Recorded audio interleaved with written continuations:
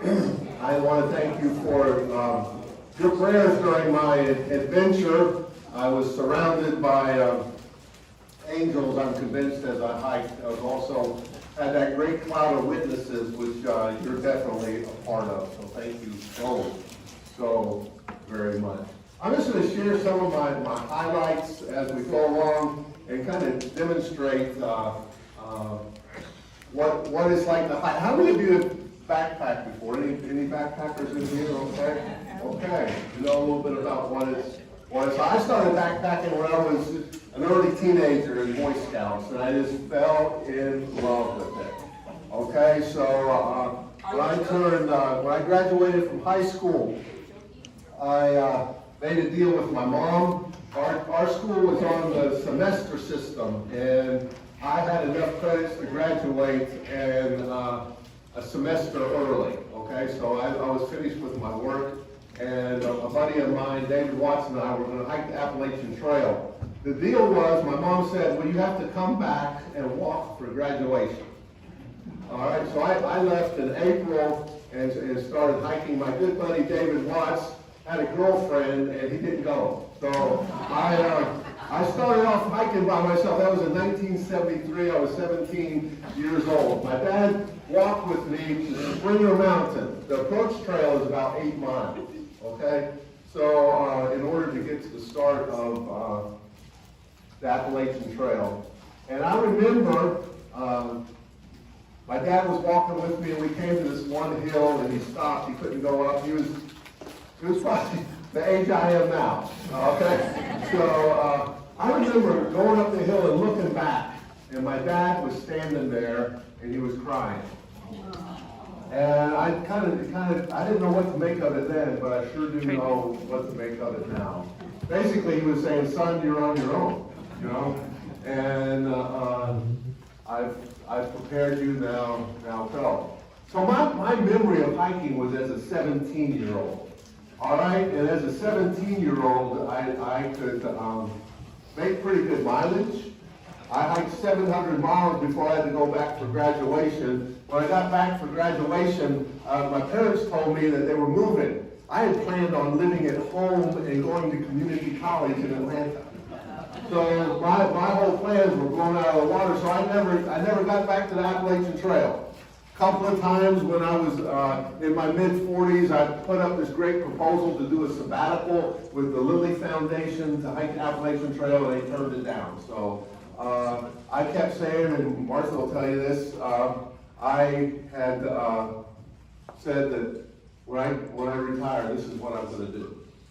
So, and as I was preparing to hike, people kept asking me, what are you doing to get in shape, Pastor?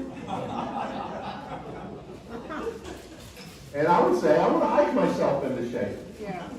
Never once did I think I could hike myself out of shape. But 50 years makes a big difference. How many of you have experienced that? A difference between age. But I had a blast when I was 17. I had a blast when I retired this year and started hiking. So I'm going to share a little bit about that. But it was a walk of faith. And it was a soul adventure. And I'm going to tell you a little bit about my equipment. I picked up this. I'll pass this around. It's really light, 1 pound, okay? And we got this in Lexington, Virginia, when Curtis was with me, and I got this. And only problem was once my knees started hurting, it was tough to get down. So every morning I put my boots on, all right? And I had 2 pairs of socks because when I was 17, the thing that gave me problems, I had blisters all over my feet. So I had 2 pairs of socks, and I discovered they have these nifty socks with toes in them. All right? And they work wonderfully to keep your feet in good shape. So I would put my socks on. But then you have to find the toes as you put them on. So it was a real... But as I do this, I would pray. Because in Thessalonians it says, pray without ceasing. And every day this. When I get ready to hike, I would be praying as I put this. I'd pray one thing: Lord, don't let this chair collapse on me. And I put my socks on and get the toes in there. But I did not have, only had one blister the whole time I was gone this time. Last time I had a number of blisters. And I wore 2 pairs of socks. And they're smart wool, and they really do protect your feet very well. Of course, everything that is light and everything that is effective is also expensive. So you put this on, and I had these boots. I had 2 pair of boots broken in, and they tell you that as you hike, your feet will spread out. So I had 1 pair of boots that was a 12.5. Whoops. And then my second pair of boots were 13s. But one of the things that happened is the sole of my boot started peeling off. And so, as an example of how I believe God was walking with me the whole way, I was hiking and my sole was peeling off, and I got to Port Clinton, Pennsylvania. Any Pennsylvanians here know where Port Clinton is? It's right next to Hamburg. It's about 2.5 miles away from Hamburg, Pennsylvania. If you have ever traveled through Hamburg, Pennsylvania, it has one of the largest Cabela stores in the United States. What are the odds that your boots would blow out and you'd be 2.5 miles away from the Cabela store? Okay? And in Port Clinton, they have a pavilion where they let the hikers stay, and Cabela's has a shuttle service from the hiker pavilion to the Cabela's. So I got to get on a chair like this, all right, on my hands, but I forgot to put my braces on. But I will tell a little bit about my knees. I thought my knees were good in good shape from all the praying I'd done for you folks over the 14 years that I've been here. But it's not the same. So my daughter got me a good brace. My left knee went out on me first, and I came home and got a cortisone shot and wore this on my left knee. And so then I thought I was doing well. So the longest 3 days I hiked, one day I did 16, 16, and 18. So my left knee was fine after that, but then my right knee started hurting me. So I got another brace, and I put the good brace on my right knee and this brace on my left knee. So enough about that. These were my camp shoes. These are nice and light. They're called Hey Dudes, and one of my daughters got those for me, and I just strapped them to the outside of my backpack.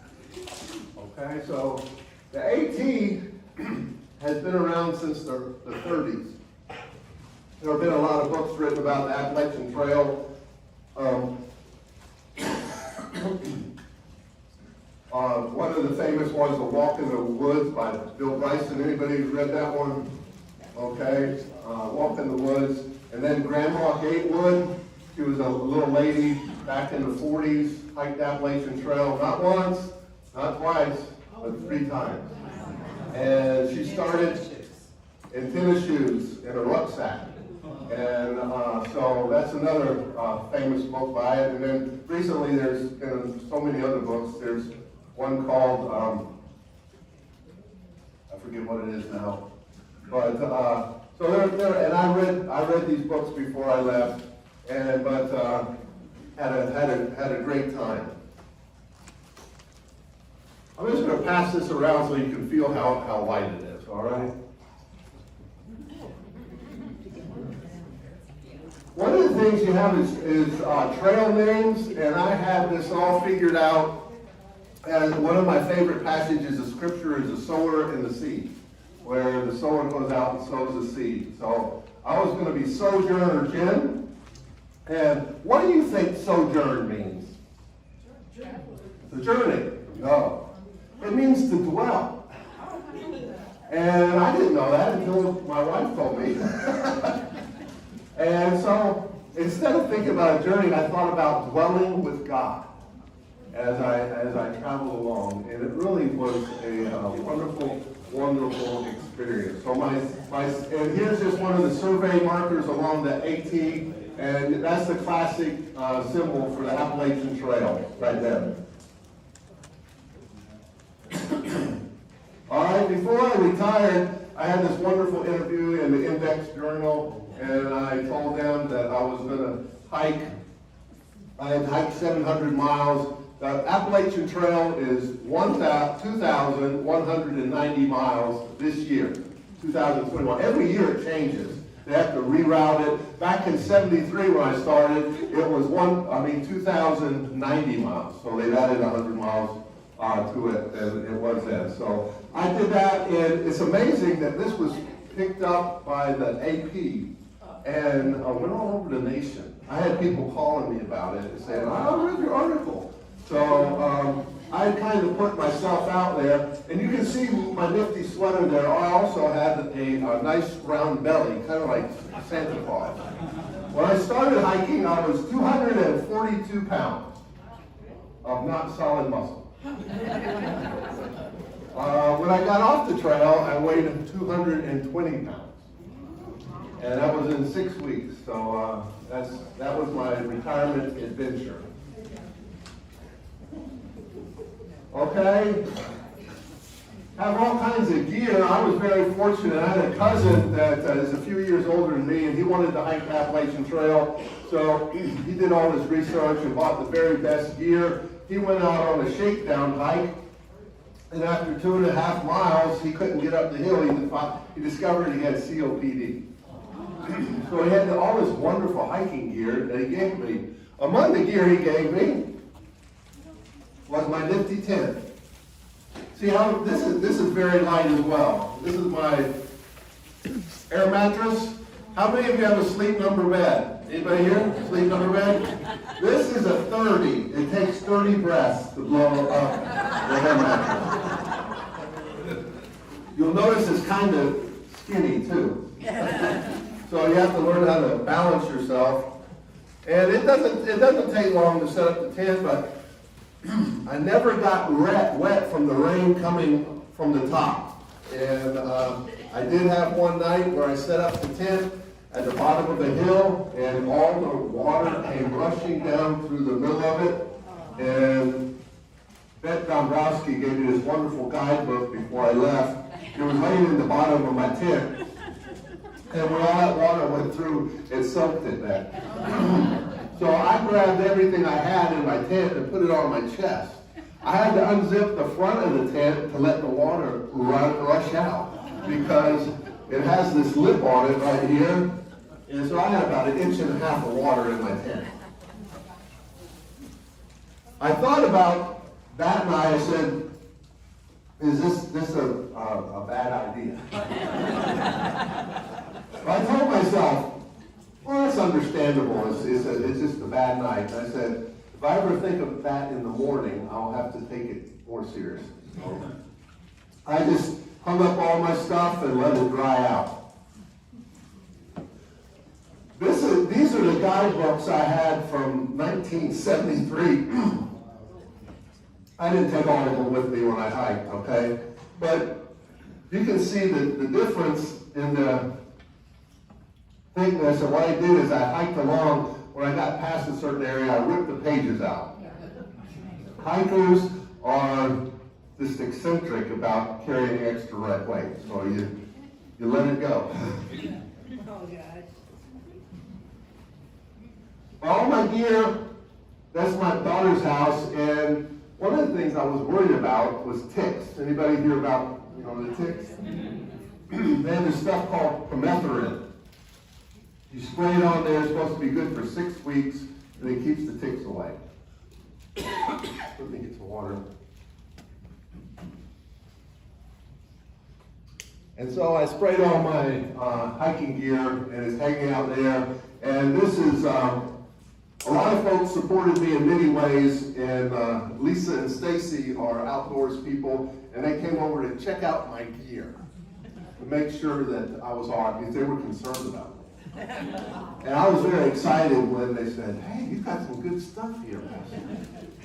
And so I felt like I was ready to go after that. So that's kind of my stuff. The red pack there is the one I carried when I was in 1973. This is the pack I carried this time. And I changed the way I packed it until I got comfortable with it. And on the outside pockets, I would put my tents for easy access, along with my folding chair. On this side, I put 2 water bottles. And on that side, the other thing you're concerned about as you hike is fresh water. And I have this nifty Sawyer system. And you fill up this bag from a stream or a spring, you hook it onto this filter, and then you hook it onto your water bottle, and you filter it through in here, okay? And it's 99% pure. I love drinking fresh spring water. Anybody, just right out of the mountain stream. It was wonderful. So that was my water purification system. Before I left, people gave me many things that I should take with me. One was my nephew. He was concerned about my safety. So he gave me this knife. It's a very nice knife. It's a very heavy knife, which I left at home.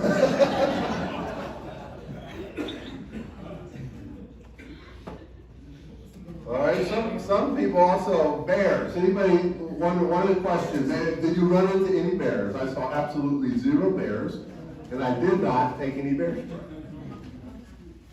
So that's a personal choice. I saw 2 hikers while I was out there that had bear spray with them. They both had close encounters, so they had that. Another thing I didn't take, this is the stove I used back in 1973. The modern versions are much lighter. They're like high-powered, lightweight blow torches. And you light them, you go, it's like a rocket taking off. And they'll heat up water in just a little while. I did not have a stove with me. The food I ate is what's called cold soak. And I put it in one of these containers, and I was supposed to keep up with the slides, but I've gotten away from it. Ramen noodles are college student staple. They're also hiker staple, all right? So you put your ramen noodles in there, you put water in it in the morning, you hike with it all day long, and then it's ready to eat at night. And you can supplement it with a little packet of chicken or tuna or whatever you want to do in the little packets. Another one is the super duper mashed potatoes, and as you're hiking more, I combine the ramen noodles with the mashed potatoes.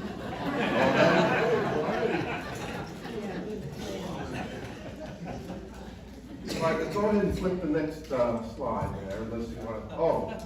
I left on Mother's Day after we went to church, after we ate Mother's Day dinner, okay? And I left with, okay, flip it to the next one. There's my lovely bride and I. So they call the Appalachian Trail the Green Tunnel. As I said, it's 2,100 miles from Springer Mountain, Georgia, to Mount Katahdin in Maine. And you can see here why they call it the Green Tunnel. It's, that's right after Curtis dropped me off. That hiker there, her trail name was Turbo. That's the last I saw of her. All right, my trail name, as I said, started off to be Sojourner.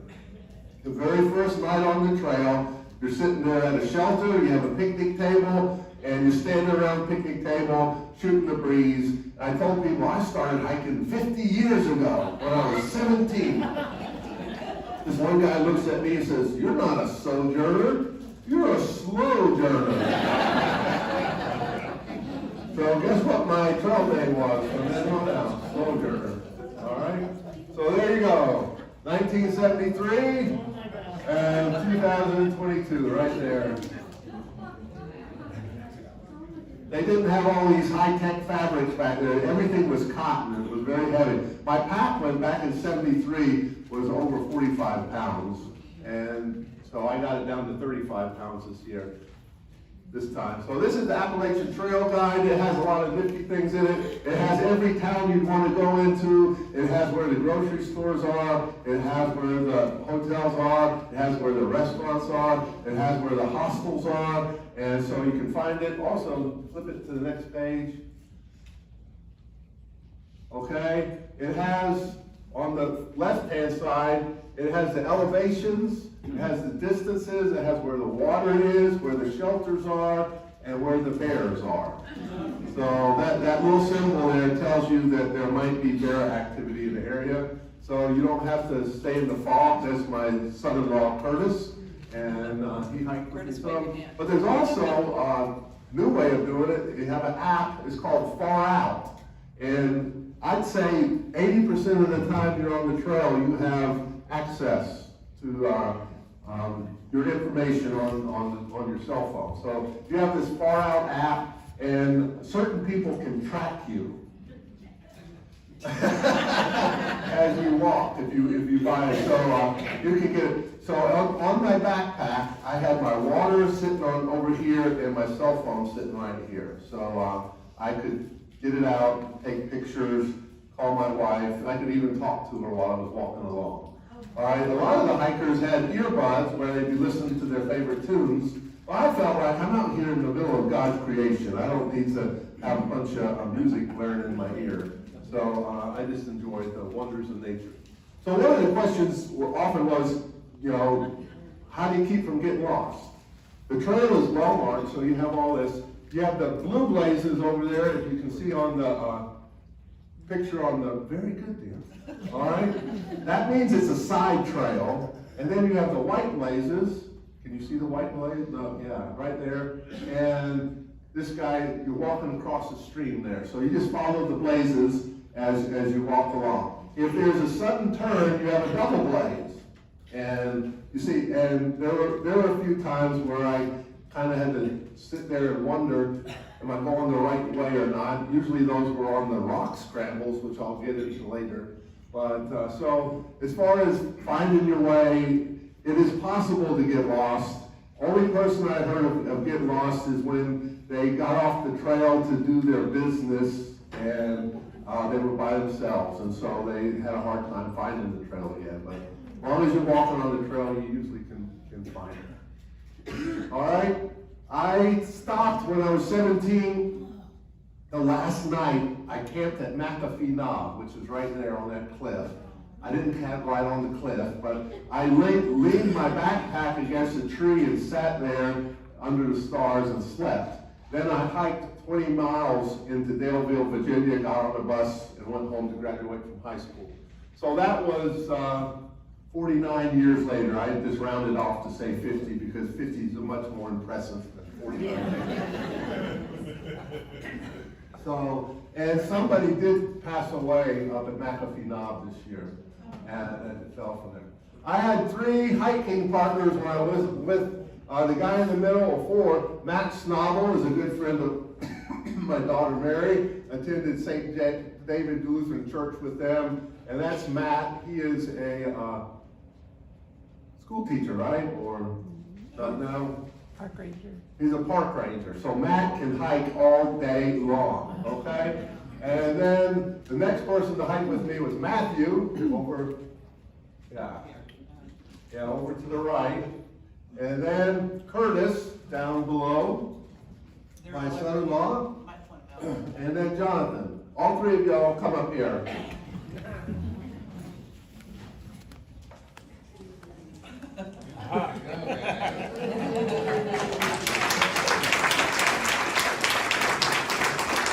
I love them all greatly, but we have very different body types. They're skinny and fast. I am kind of, as we say, mature. So, thank you. You want to say anything about your experience? Jonathan, go ahead. Oh, I can say something.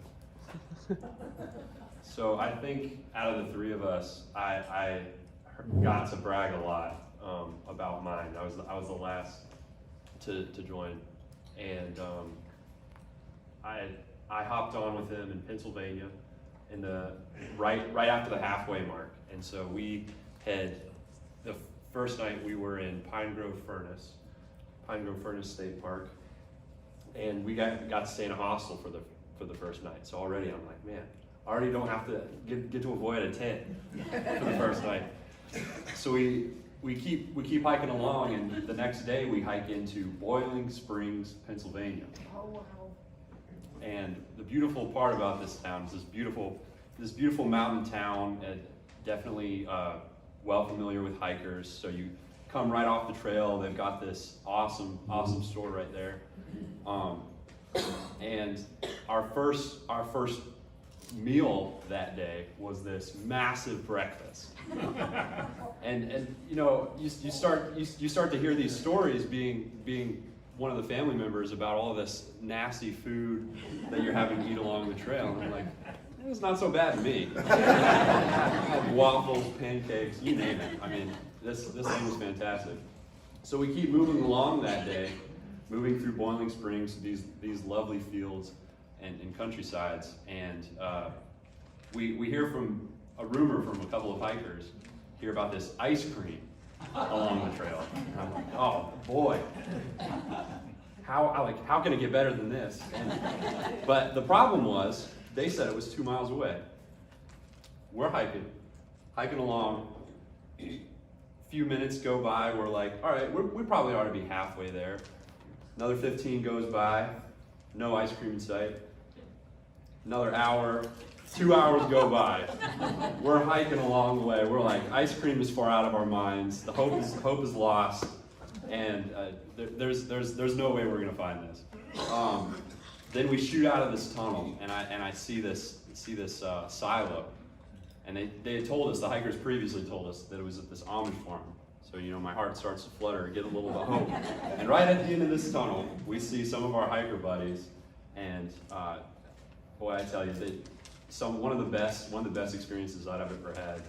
You know, getting off the trail, they have all this raw milk and fresh strawberry ice cream that they had all turned on their dairy farm. So I'm of course shooting back to these guys like, guess what I got to do on my first day on the trail?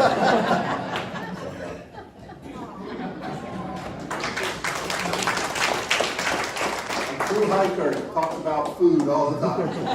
You want to share anything, Matthew? I could say that as one of the hikers that helped break him in the first full week, I got to enjoy not doing quite as much distance as the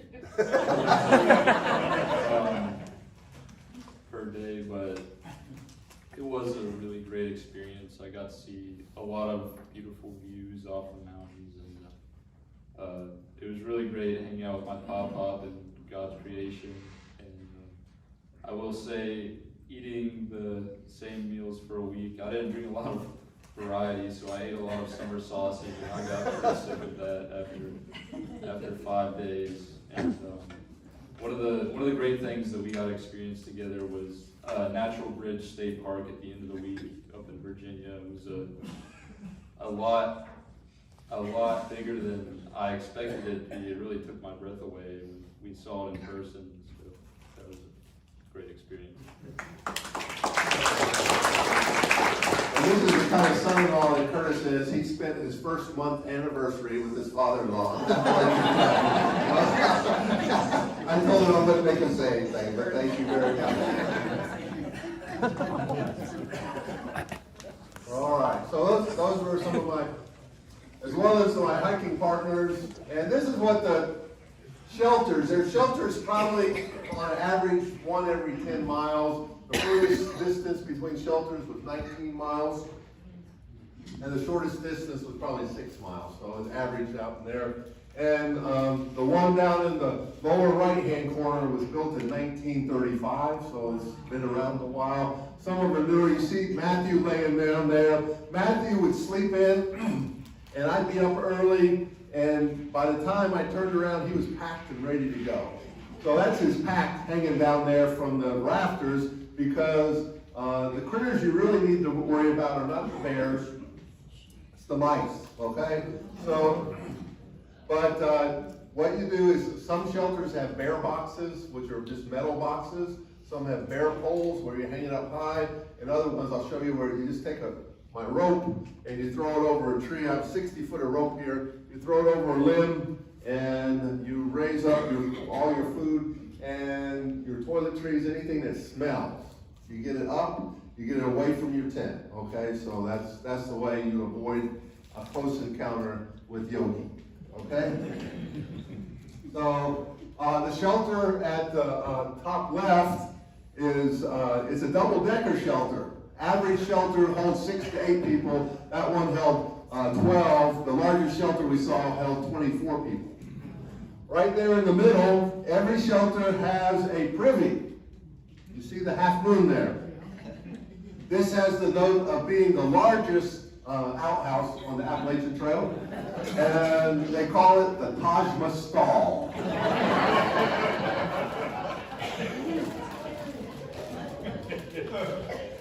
All right, early on I slept in the shelters, but one thing is the boards on the shelters are hard. When I started, I kind of had an 8-crate mattress that I used.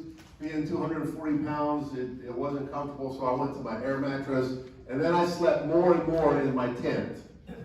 Okay, and over to the right-hand side, you can see the bag hanging up in the air. That's the bear bag with all my food and kind of stuff on it.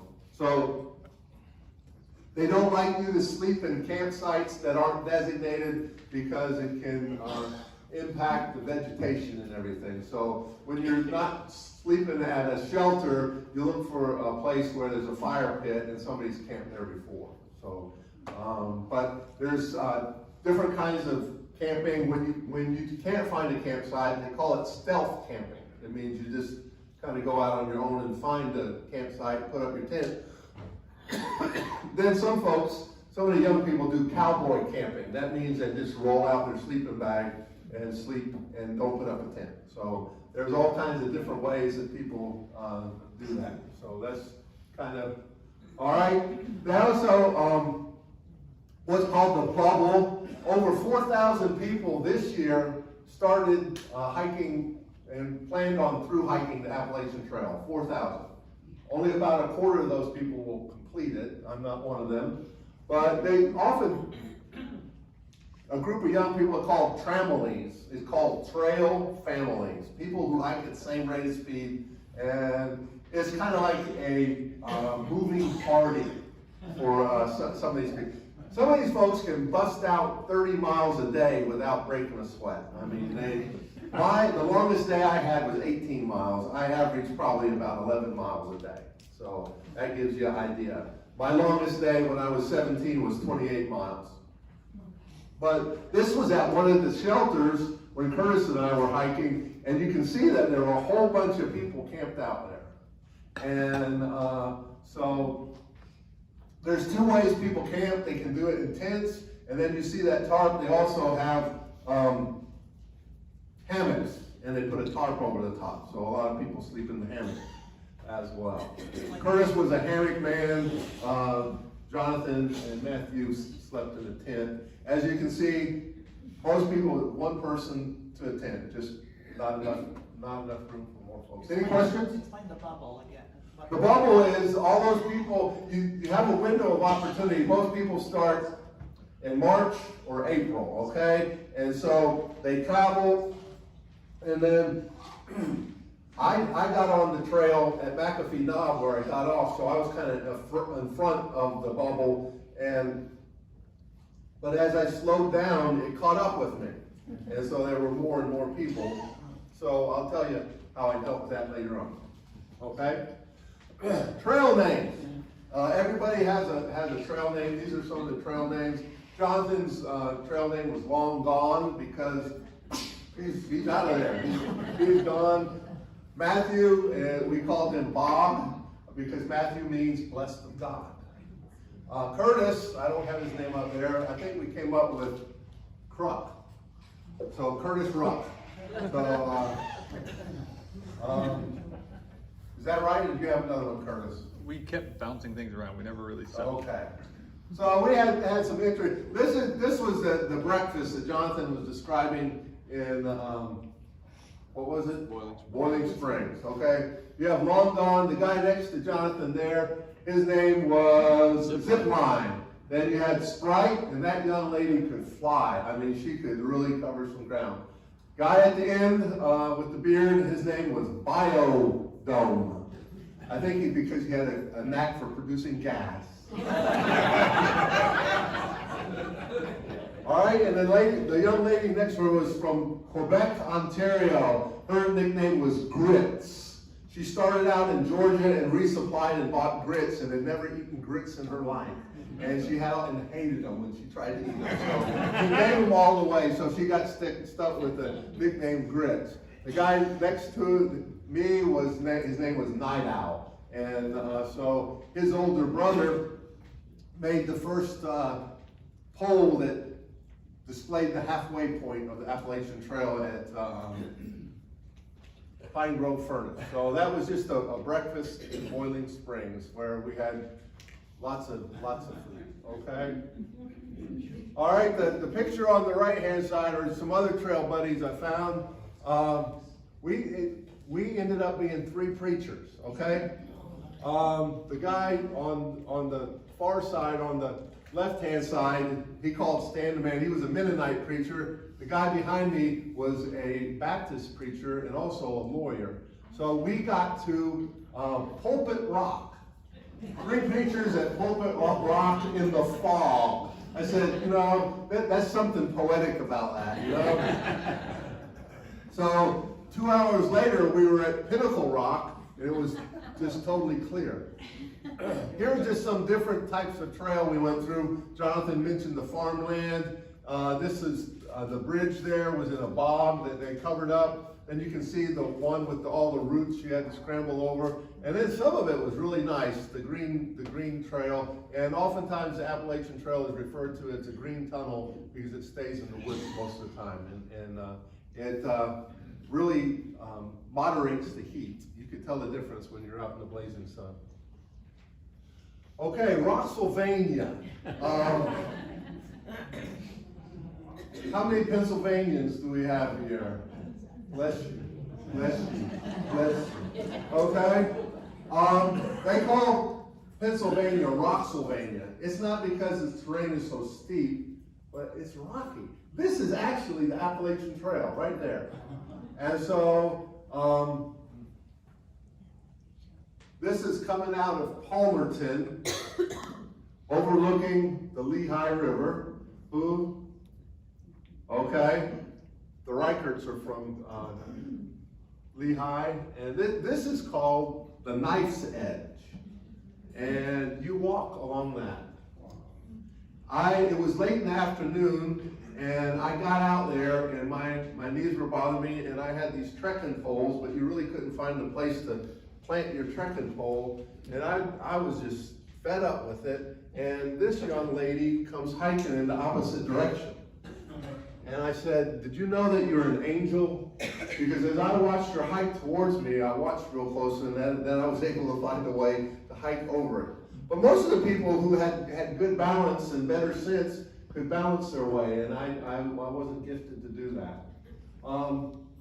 When I left the trail, there was this 2-mile section called Wolf Rocks right before Paul and Susan Klein picked me up, and that was a trail too that I was hiking over.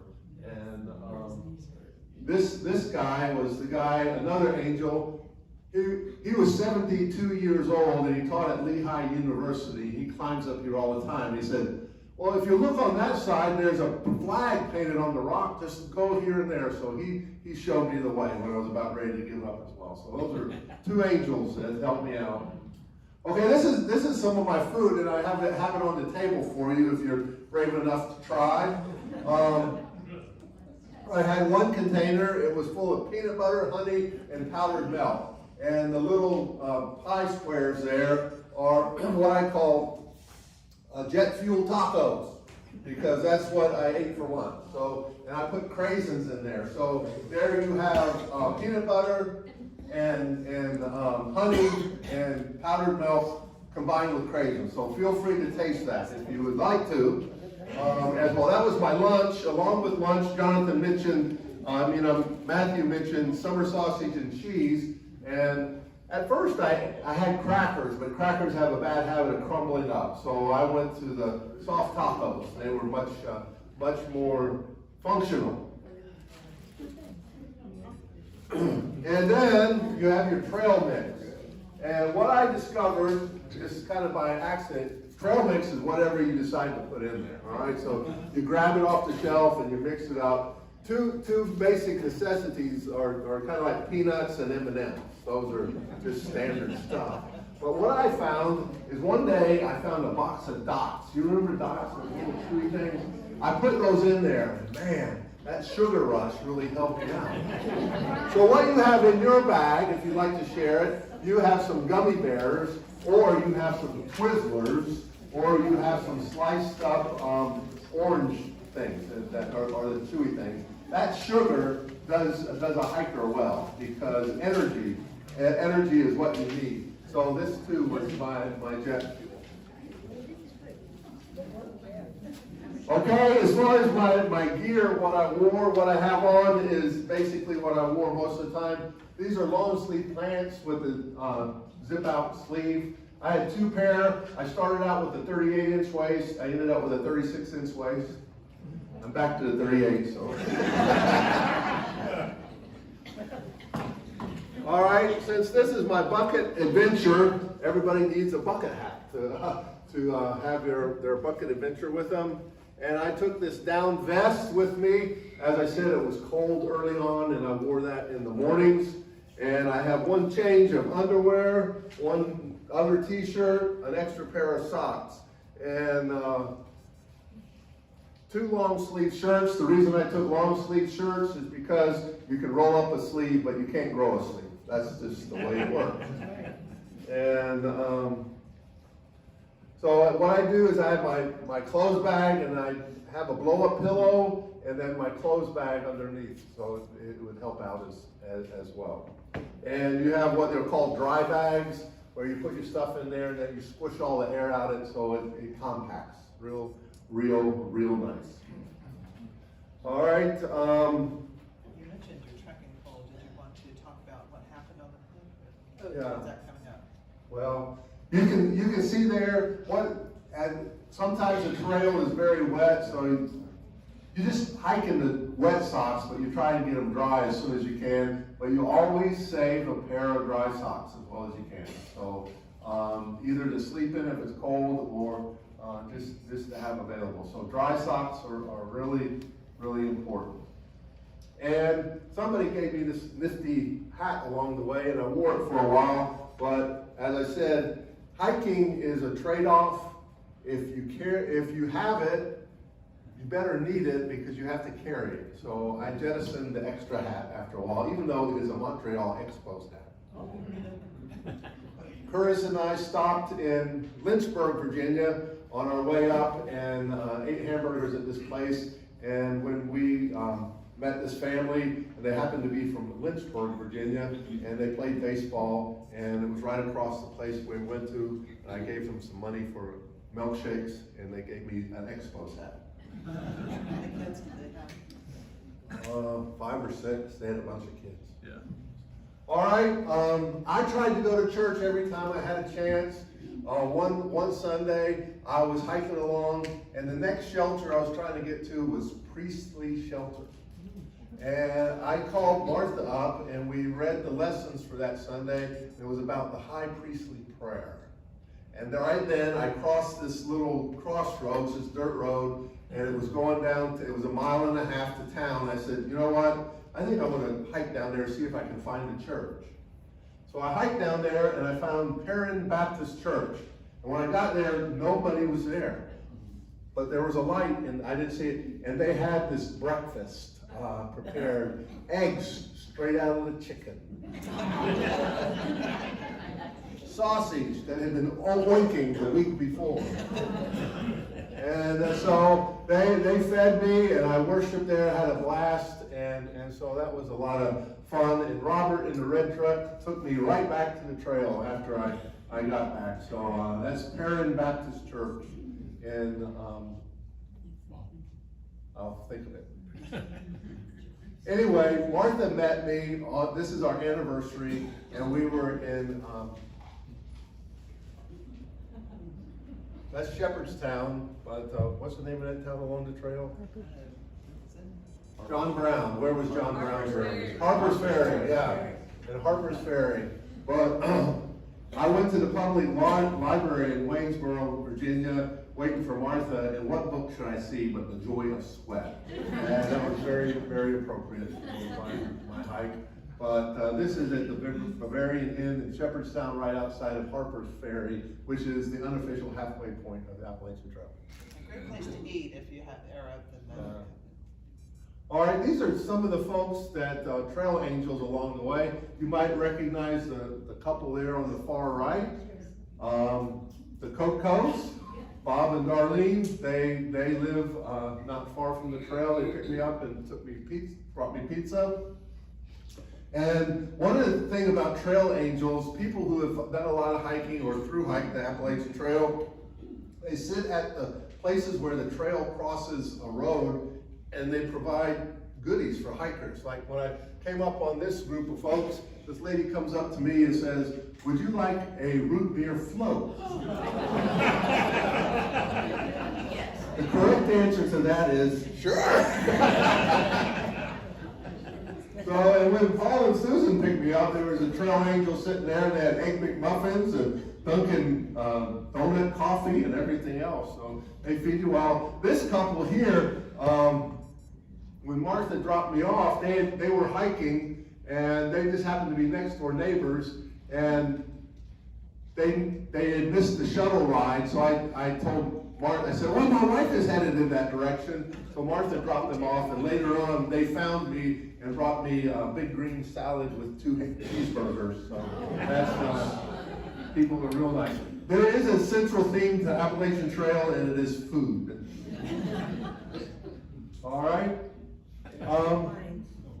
Paul and Susan, the way I got off the trail, all right, these are trekking poles.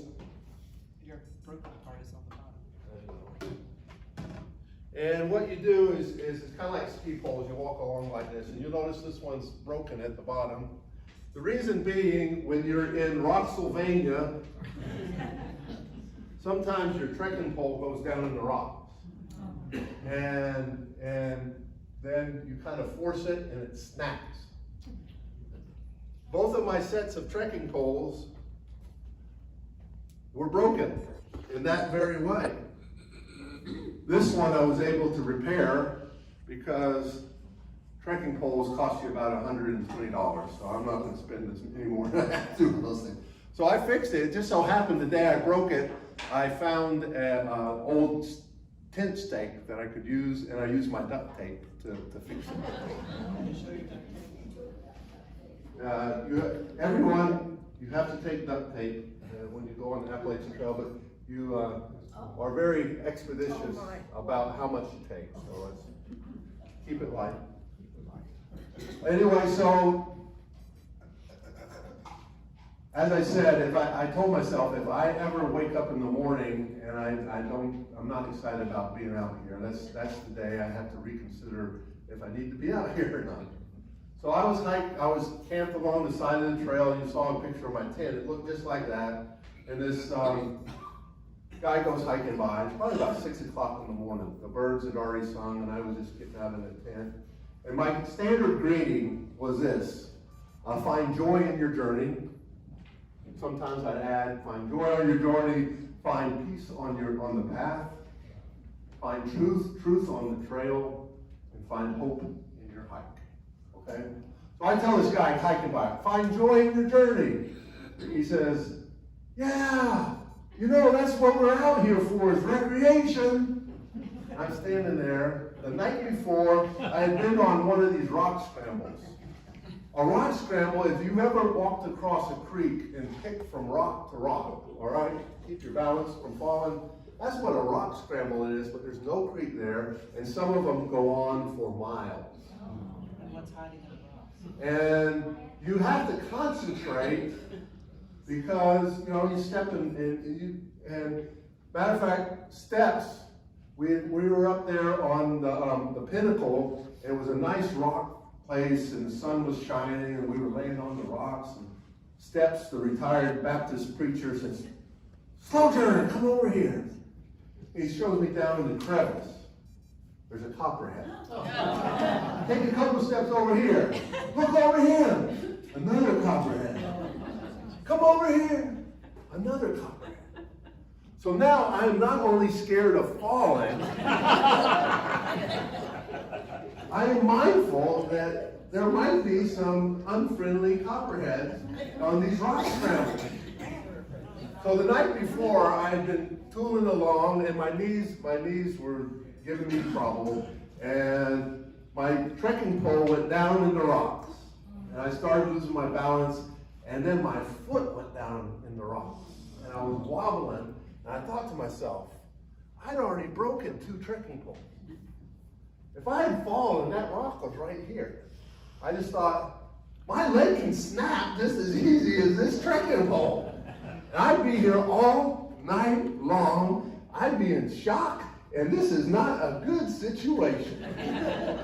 So the next morning, I get up and do the joy in the journey, and I said, man, I'm not so sure that I'm finding joy in the journey anymore. Martha had sent me this text. Ask Paul about the... Yeah, well, Martha had sent me this text that Paul Klein had responded to one of her Facebook posts. Paul, what did you say? I said, Pastor Jim, we would be in New Jersey at a certain time, and if you need a ride home, we would be there for you. Okay. I had gotten that text the day before. Now, as a pastor, I was always trying to be a good steward of the money of the church. Okay? As a father, I tried to be a good steward of my family. Interpret that to mean I'm cheap. So I did not want to buy a ticket home.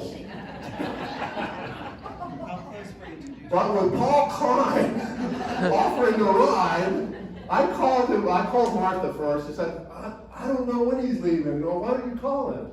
So I called Paul and Susan. They had just gotten in the car about 15 minutes before. Is that right? That's right. We just left my brother's house in South Jersey. 15 minutes, we were on 95 headed south. So we got the call. We just happened to be in the wrong place at the wrong time. Tell her why you said We that. had to turn around and head north 2 hours. And I got there probably about half an hour after you did, or an hour or so. And so 2.5 hours later, I was in the car, headed home, and those are trail angels right there, Paul and Susan.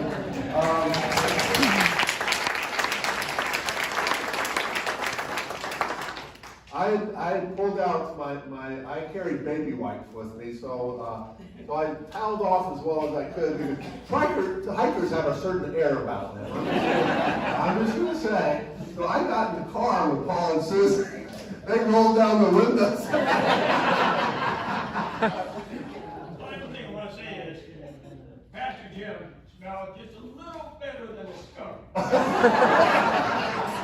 slept with him for 2 days. Because he made that night. But he left the scent in my car.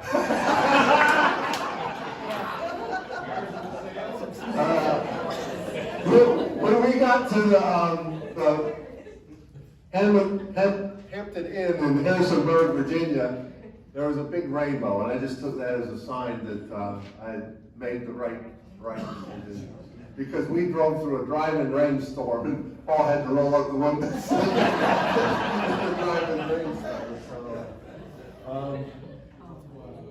One of the things people have asked me, what did you learn from this? Well, I learned one thing is it's best to prepare. I was physically unprepared, so I learned that. The other thing is I had scheduled a wedding for late August, which meant that I had a window of opportunity to do this. And I knew I had to make so many miles every day in order to make my goal of getting to time. So as I was slowing down, I was saying to myself, I'm not going to be able to pull this off. And then the other thing is, text messaging is fine, but you can FaceTime on the Appalachian Trail. So I'm FaceTiming with Martha on Father's Day, and they're down at the beach with all my kids and grandkids, and I'm up on the Appalachian Trail. And I said, what's wrong with this picture? I learned that I love my family greatly, and I know Martha loved me in order to let me go. And I'm just glad I got back in time before she changed the locks on the door.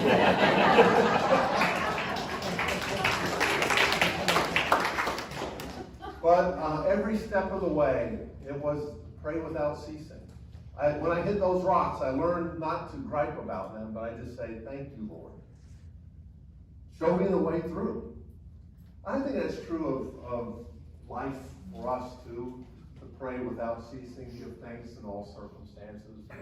And I think of Lutheran Church by the Lake, as you're going through the call process, I know you get tired and it's like you're jumping from rock to rock, you're not sure where you're going to land, but God was there every step of the way.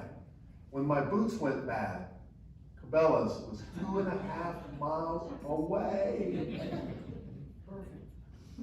When I was out there on the knife's edge, that lungy lady comes hiking in the opposite direction at the right time. And when I was ready to hang it up, Paul and Susan send a note on Facebook to my wife, and I call, and 2.5 hours later, I am in the car, and I don't even have to pay for a ticket home. Dinner's still coming. I still have to pay for dinner, though. But the thing that touched me more than anything else, when I was 17, and y'all have heard this story, many of you, my feet, my knees went bad when I was 66. When I was 17, I had blisters all over my feet. And they were a mess. And back in the day before cell phones, they still had the trail telegraph. That is hikers talking to hikers. And I was headed into Parisburg, Virginia. And some hikers said, call Father Charlie. And they gave me his number.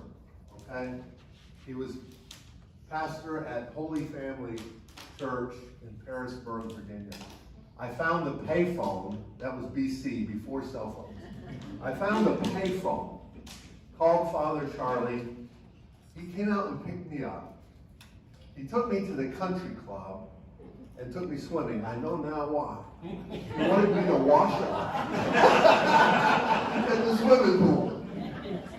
That night he fixed dinner for me in the rectory and opened up a Sunday school room for me to sleep in on a cot.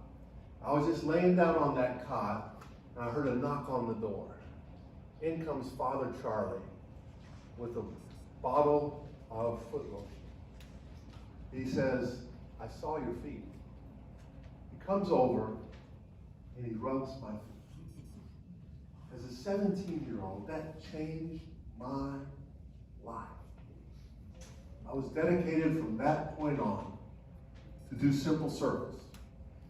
Throughout my pastorate, when anybody came knocking at the door of the parsonage or the church, two things popped into my mind: Jesus and Father Charlie. And I said to myself, you can't have two better examples to follow. And I always tried simple, loving service. So when I was on the trail, I tell people the story of Father Charlie, and I had this little pop-up hole. Where did I put that? Right here. And I say,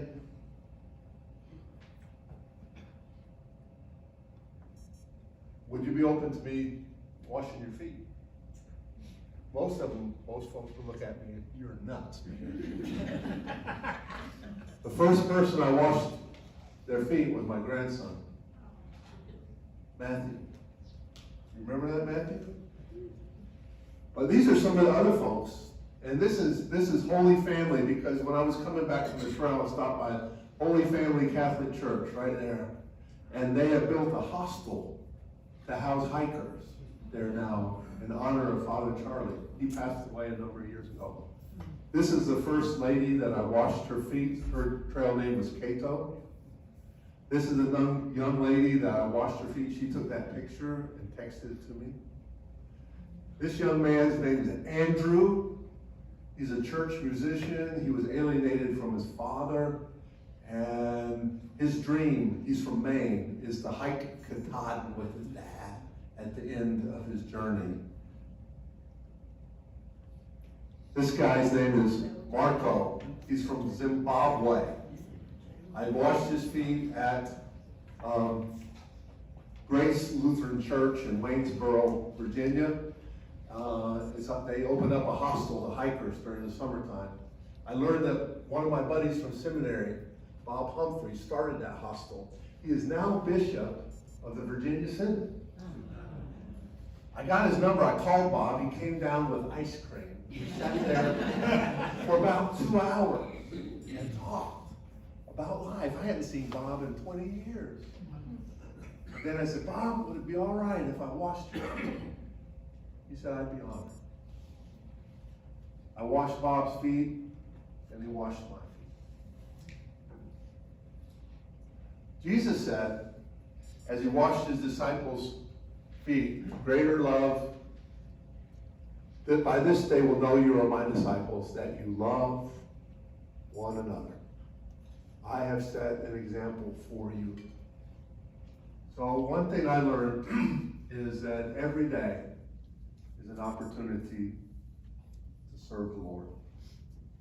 And just glorify God, find joy in your journey, hope in your hike, peace on the path, and triumph on the trail. Thank you very much for sharing these moments with me. I appreciate all your prayers.